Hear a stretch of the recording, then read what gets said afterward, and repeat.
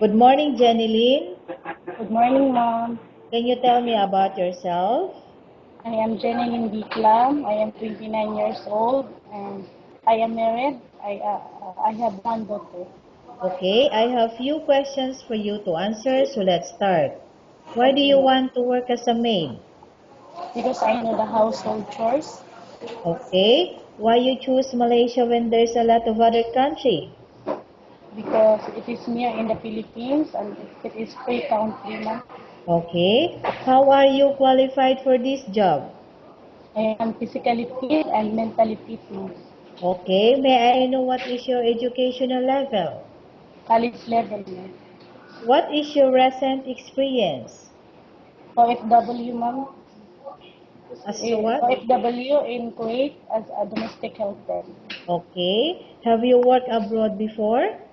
Yes, Mom, in Kuwait. And I finished my contract within 2 years. Okay. Do you have experience of taking care of baby?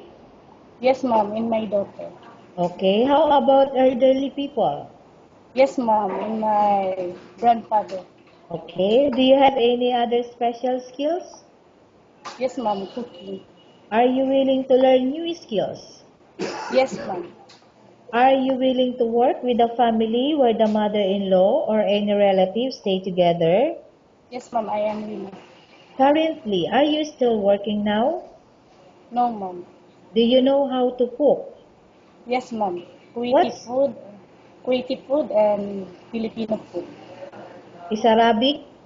Arabic food. Okay. Are you aware that you will have to do washing, cleaning, ironing, and cooking? Yes, Mom, I aware. From all the house chores, which do you like most? Cooking, Mom. Okay. If ever you were selected to work in Malaysia, who will take care of your kid? My parents, Mom. Okay. How much is the salary as a maid in Malaysia as you agreed and understand? 1,200 ringgit, Mom. Okay. You are not allowed to use handphone during working hours. Yes, Mom. You are only allowed to use handphone after you finish all the works and going to bed. Okay, Mom. You are strictly needed to surrender your handphone to your employer in the morning, and your employer will return back to you once you're going to bed. Okay, Mom. If ever your employer find out that you're abusing of using your handphone and it's affected your work performance, your employer will confiscate your handphone and you are not allowed to hold it anymore. Instead, your employer will allow you to call to your family 3 times in a month. You're only allowed to bring normal phone and you are not allowed to bring smartphone. The top up for your phone will be bear by yourself. Are you agreed for the terms and conditions? Okay, Mom, I agree. Are you agreed to the rules and regulation for the handphone? Yes, Mom, I agree. How many years is the contract as you agreed and understand? 2 years, Mom. Can you describe for me your ethics? Mom? Can Sorry? you can you describe for me your ethics? I am hardworking, disciplined, and honest. Okay, how can you assure to us that you will work hard in Malaysia? I will finish my contract, Mom, within 2 years. Okay, can you promise not to use the telephone without the permission of your employer? Okay, Mom, I promise.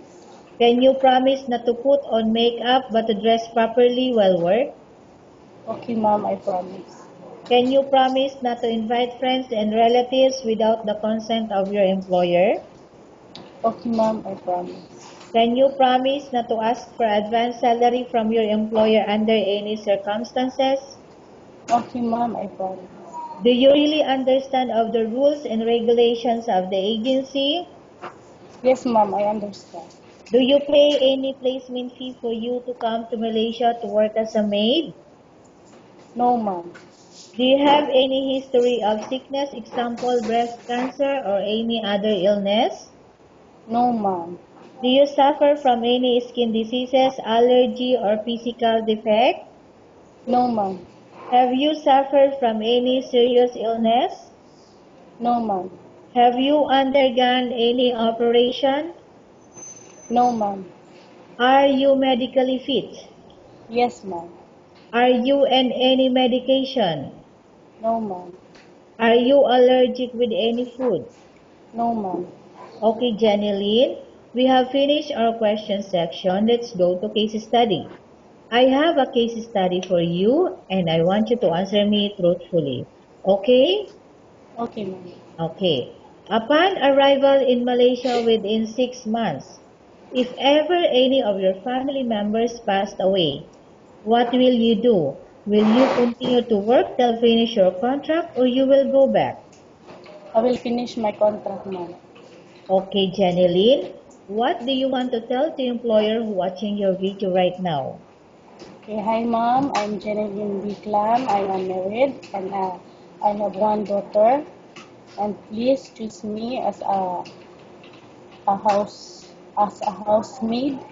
And I promise that I will do my duties and responsibilities. Okay, thank you very much, Janeline. We will update your agency if there's any selection made by the employer. Okay, thank you, ma'am.